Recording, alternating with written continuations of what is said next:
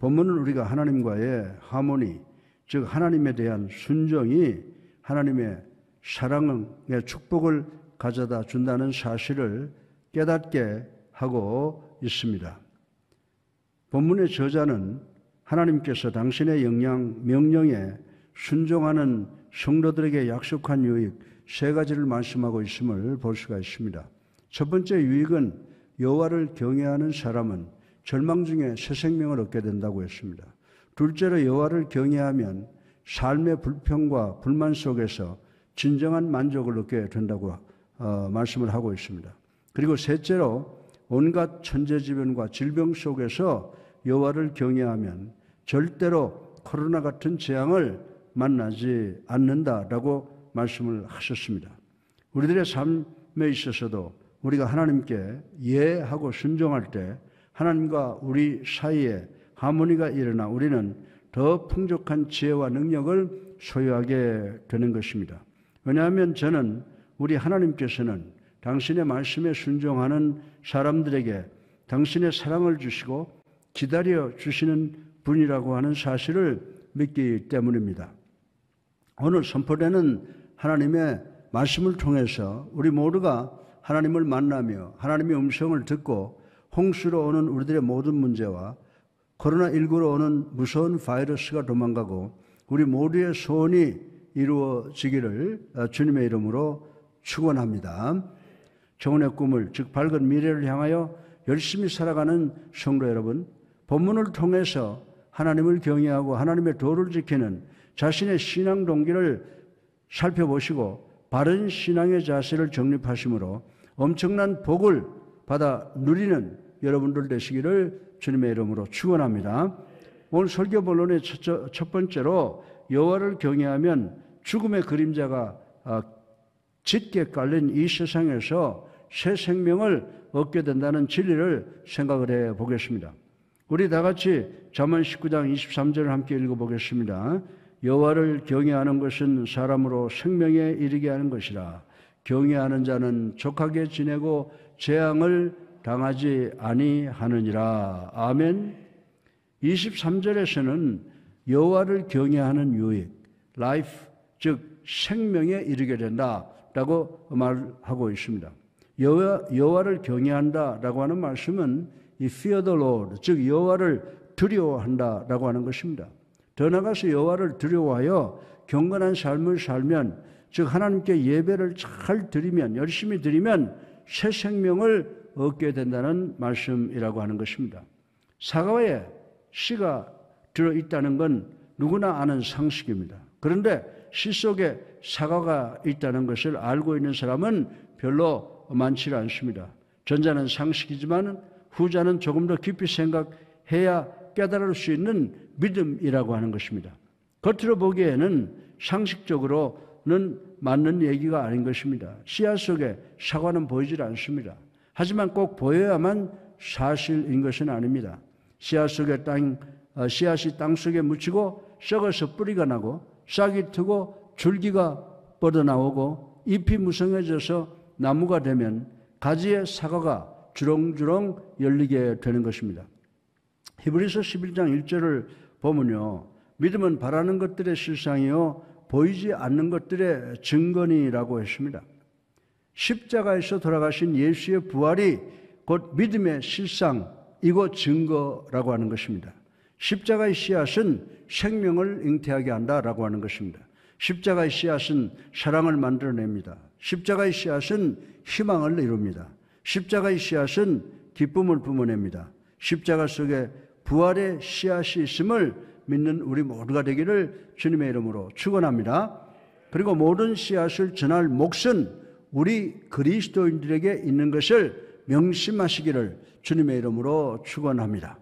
그렇다면 눈에 보이지 않는 여호와를 우리가 어떻게 경외할 수가 있습니까? 하나님께서 온 천지 만물의 창조주이시고 주관자이십니다. 하나님은 그러한 자신을 예수 그리스도를 통해 임마누엘, 즉 우리와 함께 하시는 하나님으로 나타내셨음을 믿는 것입니다. 다시 말해서 우리는 예수 그리스도를 섬기고 순종하는 것을 통해 하나님을 경외하는 것입니다. 그리고 하나님께서 우리를 위해 보내신 그리스도의 말씀을 믿고 예배드리고 전하는 것을 통하여 하나님을 경외하는 것입니다. 바울은 이에 대하여 로마서 10장 10절에 사람이 마음으로 믿어 의에 이르고 입으로 시인하여 구원에 이르느니라 라고 했습니다. 그런데 이것이 어떻게 우리에게 생명을 줍니까? 고린도후서 4장 10절로 11절에 바울은 예수 그리스도 안에 이 생명이 감추어져 있기 때문이라고 설명을 하고 있습니다. 그러므로 예수님을 그리스도로 살아계신 하나님의 아들로 영접한 사람마다 귀하고 영원한 생명을 소유하게 되는 줄로 믿으시기를 주님의 이름으로 축원합니다. 요한일서 1장 2절로 3절에 보면 이 생명은 영원한 것으로 어서 하나님과 우리 사이에 진정한 사귐과 교제가 있게 한다고 설명을 하고 있습니다. 이 진리를 사도 요한은 요한일서 5장 11절로 12절을 통하여 또 증거는 이것이니 하나님이 우리에게 영생을 주신 것과 이 생명이 그의 아들 안에 있는 그것이니라. 아들이 있는 자에게는 생명이 있고 하나님의 아들이 없는 자에게는 생명이 없느니라. 아멘. 그리고 요한일서 5장 13절로 15절을 깊이 상고해 보면 영생을 소유한 자마다 하나님을 향하여 담대히 모든 것을 하나님의 뜻대로 구할 수 있는 자격을 갖게 된다라고 말씀을 주시고 계십니다. 세계적인 부호 락펠러는 사업을 시작하여 승승장구한 사람이 아닙니다. 락펠러도 한때 친구의 권유로 강산업을 시작했다가 사기를 당해 원금까지 모두 날려버리는 위기를 당한 적이 있었습니다. 빚 독촉에 시달리던 그는 너무 괴로운 나머지 자살을 생각하기도 했다라고 하는 것입니다. 기업을 시작할 때부터 철저한 11조 생활을 해온 락펠러는 황량한 폐강 바닥에 엎드려 통곡을 하며 하나님의 말씀은 1.1억도 틀림이 없음을 저는 믿습니다. 저는 지금까지 온전한 11조를 드려왔습니다. 그런데 왜 이런 시련을 주십니까? 하나님이 살아 계심을 보여주시옵소서라고 간구하는 기도를 드렸습니다. 그때 마음속 깊은 곳으로부터 들려오는 하나님의 위로의 음성이 있었습니다. 때가 되면 열매를 거두리라. 더 깊이 파라. 락펠러는 이 말씀을 믿고 폐광을 더 깊이 파기 시작을 했습니다. 사람들은 락펠러가 사업에 실패하더니 제정신이 아니라고 수군거렸습니다. 그러나 갑자기 황금 대신 검은 물이 분수처럼 공중으로 솟구쳐 올랐습니다. 그 액체는 석유였습니다. 이 유전으로 락펠러는 이약 세계적인 거부가 되어 하나님께 많은 영광을 돌리는 사람이 되고 영광을 돌리는 삶을 살다가 하나님께로 갔다라고 하는 것입니다. 사랑하는 성도 여러분, 우린 세상을 살면서 여러 가지 문제와 사건을 만나게 됩니다. 그런데 지금은 그 사건이 이해가 안 되는 경우가 종종 있습니다. 그러나 지나가고 나면 그것이 하나님의 은혜요, 그것이 하나님의 사랑이요, 그것이 하나님의 축복이었음을 알게 되는 경우가 많이 있다라고 하는 것입니다. 그 사랑 때문에 내가 하나님께 더 가까이 나오게 되고, 그 사랑 때문에 내 자신이 회복되고, 그 사랑 때문에 내가 변화되고, 그 사랑 때문에 내 가정이 행복하고, 그 사랑 때문에 직장과 사업이 발전하고, 그 사랑 때문에 우리 교회와 국가가 부흥하게 된 것을 깨달을 때가 참으로 많이 있다라고 하는 것입니다. 사랑하는 성도 여러분, 여러분에게 아픔과 고통이 크면 클수록 하나님의 위로와 보상이 더 큰 것을 깨달으시기를 주님의 이름으로 축원합니다. 여러분에게 아픔과 고통과 실패가 찾아오면 하나님께서 여러분을 보고 싶어 하신다라고 하는 것을 깨달으시기를 바랍니다. 하나님을 경외하는 사람은 새 생명에 이르게 됩니다. 아담의 범죄에 의해 인생이란 살아있어도 산 목숨이 아니라고 할 수가 있습니다. 그야말로 죽음을 향해 점점 가까이 나가는 비참한 운명을 지니고 살아가는 것입니다. 또 누가복음 12장 20절에 인생이란 본질적으로 하나님께서 부르시면 언제든지 모든 것을 놓고 세상을 떠나야 하는 불안정한 삶을 말하고 있습니다. 이것이 바로 인간의 현주소라고 하는 것입니다. 그런데 하나님을 경외하게 되면 어떻게 됩니까? 출애굽기 4장 10절에 보면 이 땅에서 생명이 길다라고 했습니다. 그러나 이는 단지 육체의 생명이 길게 연장된다는 의미만이 아니라 활력이 있고 경건한 삶, 평안과 기쁨, 행복이 넘치며 주어진 사명을 성실하게 감당하는 새 생명이 넘치는 삶을 의미하는 것이라고 말씀을 드릴 수가 있습니다. 또한 결국에 가서는 인생의 궁극적인 목표라 할 수 있는 영생을 약속받게 되는 것입니다. 사랑하는 성도 여러분, 하나님을 경외해야 된다는 이 믿음은 우리 믿는 사람들의 참 생명인 줄 믿으시고 이 믿음을 평생 소유하심으로 천재지변으로 그리고 코로나19로 험하고 힘든 세상 속에서 새 생명을 받고 승리하시는 예수사랑교회 성도님들 되시기를 주님의 이름으로 축원합니다. 둘째로 우리가 여호와를 경외하면 목마르고 허기진 삶 속에서 진정한 만족을 얻게 된다는 진리를 생각을 해 보겠습니다. 잠언 19장 23절을 다시 한번 보면요, 여호와를 경외하는 것은 사람으로 생명에 이르게 하는 것이라 경외하는 자는 족하게 지내고 재앙을 당하지 아니하리라 라고 하는 말씀이 있습니다. 잠언 19장 23절 중반절에 하나님을 경외하는 자는 진정한 만족을 얻는다라고 말씀을 하고 있습니다. 사랑하는 성도 여러분, 인간의 욕심은 끝이 없습니다. 육체적 만족을 채우기 위해서 혈안이 된 사람들을 향해서 성경은 이렇게 말씀을 하고 계십니다. 야고보서 1장 15절에 보면 욕심이 잉태한 즉 죄를 낳고 죄가 장성한 즉 사망을 낳느니라 라고 경고하고 있습니다. 그리고 또 디모데전서 6장 10절에 보면 돈을 사랑함이 일만하게 뿌리가 된다라고 말씀을 했습니다. 사람들은 보통 만족스러운 삶을 건강과 풍부한 재물과 명예나 권력과 인기 속에서 누릴 수 있다고 착각을 합니다. 물론 이러한 것들은 행복을 위한 필요 조건으로 보다 편리하고 편안한 삶을 영위할 수 있게 한다라고 하는 것은 우리 모두가 알고 있습니다.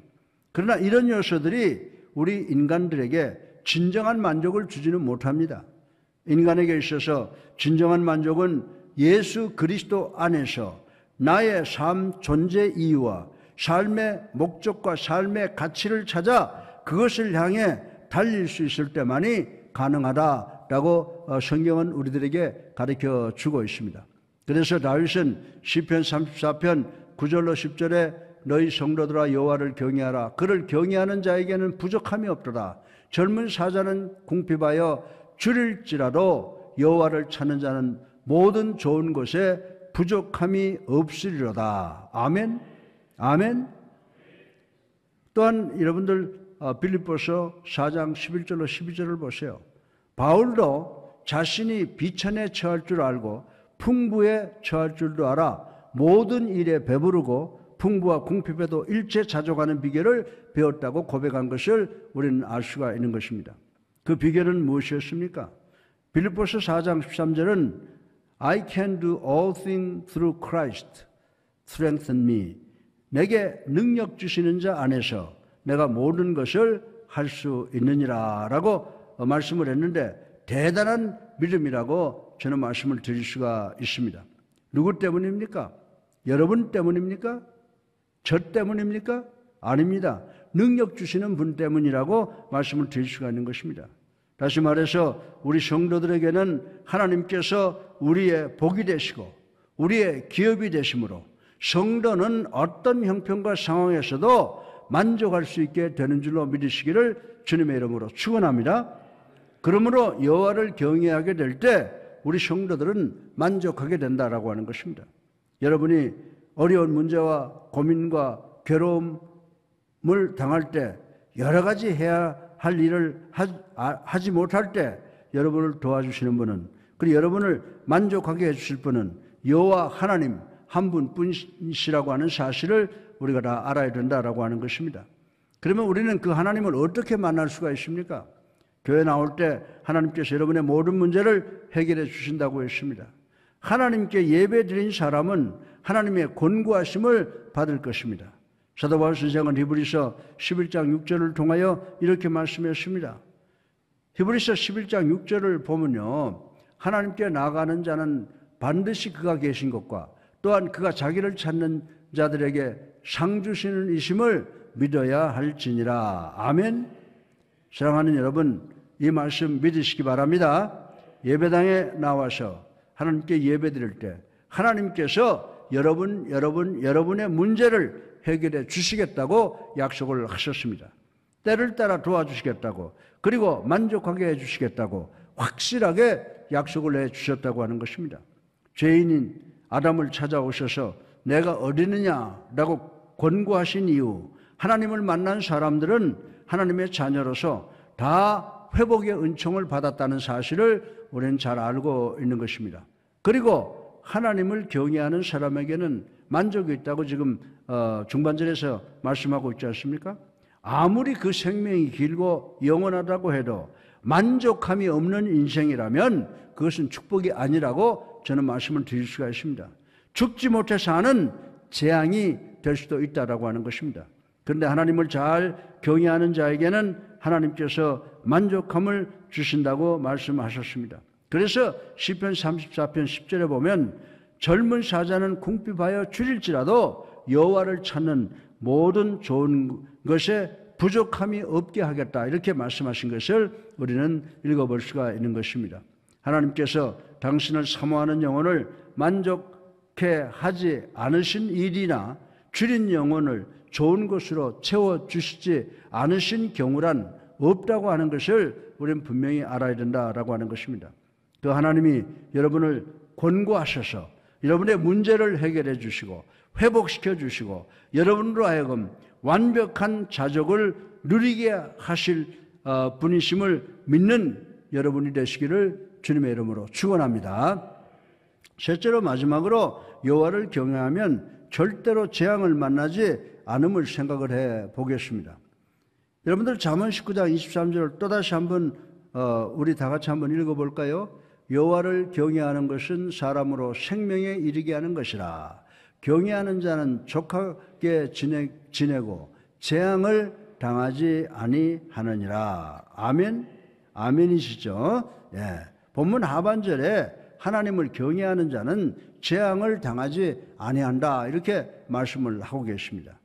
미련한 사람은 하나님의 뜻을 구하지 않고 제멋대로 빗나간 행동을 합니다. 그리고 나중에 일이 제대로 되지 않는다 하여 마음속으로 하나님을 원망합니다. 이러한 행위는 이중적인 범죄를 저지르는 것이 되므로 가중처벌을 받게 된다고 저는 생각을 합니다. 미련한 사람은 자기의 마음대로 행함으로써 자기 길을 굽게 하여 죄를 짓습니다. 그리고 그 책임을 하나님께 전가하고 원망함으로써 죄 하나를 더하게 된다는 것입니다. 따라서 우리가 하나님께 기도하여 하나님의 뜻을 찾고 그 뜻대로 나가면 하나님께서 책임을 져주심으로 잘못된 일도 원망할 일도 없게 되는 줄로 믿으시기를 주님의 이름으로 축원합니다. 사랑하는 성도 여러분, 여호와를 경외하는 데서 오는 세 번째 유익은 재앙을 만나지 않는다는 것입니다. 그런데 여기서 우리는 이 재앙이라는 표현에 유의해야만 합니다. 이는 예수님을 잘 믿고 하나님을 경외하고 여호와의 도를 힘쓰면 인생의 모든 고통이나 환난을 면제받을 수 있다는 의미가 아니기 때문입니다. 영어 성경에서는 이 재앙이 악이라고 번역이 되어 있습니다. 즉 여호와를 경외하면 인생에서 당하는 환난이나 핍박뿐만 아니라 악의 세력으로부터도 하나님의 보호심을 입을 수 있다는 뜻이라고 저는 말씀을 드릴 수가 있습니다. 베드로전서 5장 8절을 보세요. 근신하라 깨어라 너희 대적 마귀가 우는 사자같이 두루다니며 삼킬 자를 찾나니. 아멘. 악의 세력, 죄의 유혹은 분명 우리 주위에 천지 빛깔이로 널려 있고 어찌하든 우리를 살피려고 우는 사자와 같이 두루다니고 있다고 성경은 우리들에게 말씀을 해주고 있습니다. 그러나 하나님께서는 우리에게 그를 대적할 힘을 주셨고 악의 무리도 하나님의 주권하에 있음을 우리는 욥의 이야기를 통해서 충분히 알 수가 있다라고 하는 것입니다.